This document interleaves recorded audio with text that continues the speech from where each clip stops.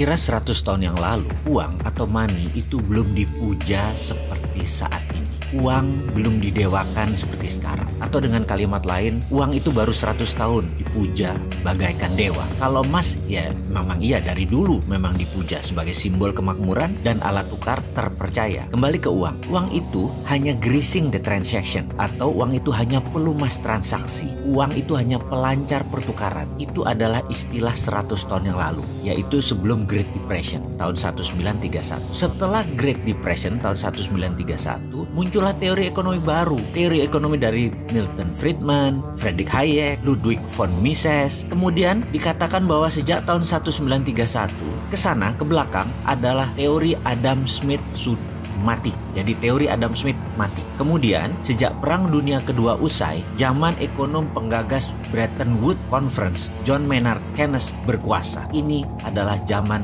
Keynesian. Dalam zaman Keynesian, kata inflasi dan central bank adalah kuncinya. Uang menjadi harta sejajar emas. Walau faktanya pada kertas tertulis angka 50.000 dan lembaran 100.000, nilai kertasnya sama, nilai intrinsiknya sama. Tapi kok beda ya untuk ditransaksikannya? Itulah arti uang sekarang. Memiliki uang menjadi Tuhan tersendiri. Uang menjadi dipuja, uang bahkan disembah. Namun ada fakta baru. Di tahun 2008 ketika subprime mortgage terjadi, hancurlah bank, hancurlah raja uang, mitranya Federal Reserve. Maka dengan lantang kita seharusnya berani mengatakan Keynesian is dead, atau Keynesian sudah mati. Teori Keynesian usang.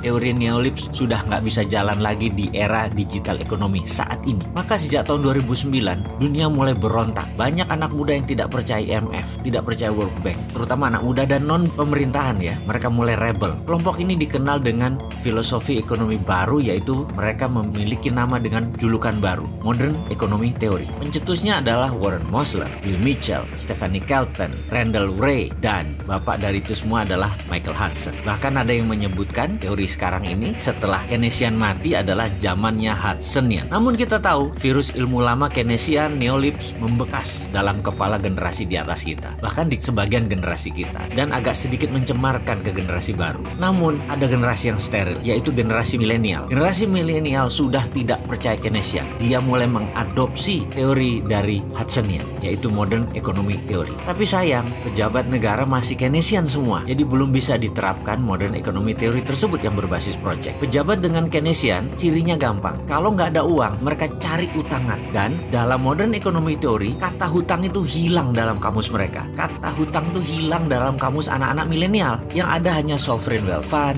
printing money, project creation, digital banking, consolidated bottom of pyramid, dan banyak lagi. Saya sangat bergantung kepada kaum milenial. Semoga ke depan kaum milenial bisa mengambil alih dan mengganti pemahaman kuno yang hingga saat ini masih berlaku dengan strategi tidak berhutang dan tidak jual aset negara.